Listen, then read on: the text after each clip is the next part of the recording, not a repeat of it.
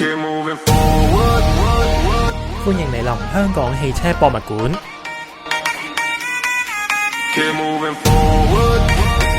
我係851K，好歡迎大家收聽車車電台，香港第一個網上嘅汽車 podcast。主要呢度係會帶俾大家汽車新聞，就即係將我網頁嘅車車新聞轉化成網上 podcast 俾大家可以一路揸車一路聽，咁就唔使分心啦。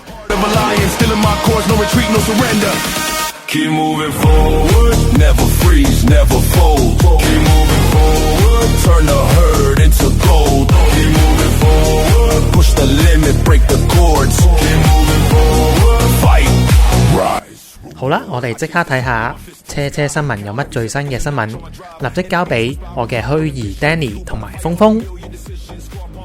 唔該晒852HK， 各位聽眾大家好，歡迎收聽我哋嘅節目，我係峰峰。Hello， 我係 Danny。今日我哋傾下車，講下香港嘅汽車新聞，真係有好多話題可以講。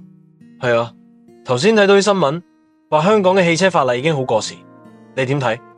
真係好明顯啊，好似電動車充電同智慧交通咁，香港嘅法規完全跟唔上科技發展，仲有大灣區融合，真係慢幾拍。仲有啊，最近有個新車網上展廳推出，話可以一站式睇晒全港新車價錢，你覺得有用咩？梗係有用啦，慳翻好多時間四圍揾資料，仲話未來會加 AI 智能揀車功能，自動比較推薦，聽落好方便。講開又講，而家香港變大咗，揸車好似變咗必需品，唔再係奢侈，你同意嗎？絕對同意。以前覺得地少人多，搭地鐵方便，但而家生活版圖擴展到大灣區，揸車真係生活所需，唔係淨係享受啊。仲有樣有趣嘅嘢。新聞話未來最賺錢嘅唔係 AI 而係能源，你點睇呢個觀點？我覺得有道理。冇電嘅話 AI 再勁都行唔到，能源先係根本。好似電動車嘅 V2G 技術仲可以賺錢添。講到港車北上，好多車主都話限制太多，唔夠自由，你覺得點樣可以改善？係啊，預約制好麻煩，應該放寬啲，好似港珠澳大橋咁，星期2同3唔使預約係好開始，但最好全面自由通行。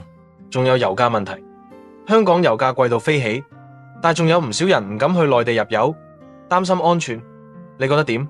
呢個真係反映香港社會資訊封閉，內地油品其實好新鮮，價錢又正常，聰明車主早就轉玩法啦。新聞仲提到運輸署有新制度針對舊車未續牌，你覺得會唔會加重首發車主負擔？有可能啊，雖然可以解決僵屍車問題，但如果冇人性化配套，真係會令首發車主好頭痛。政府要諗清楚啊。最後，夜經濟同粵車南下，你覺得香港最需要做啲咩？夜經濟要搞旺，就要改善交通同泊車；粵車南下就要解決配套不足同政策過時。唔係嘅話，大灣區一體化只係空談。講得好，今日嘅討論好豐富。多謝 Danny 分享咁多見解，多謝大家收聽，希望我哋嘅對話幫到你了解更多汽車話題，下次再傾過。我找到我的先樂高，古董當寶，風風當靚。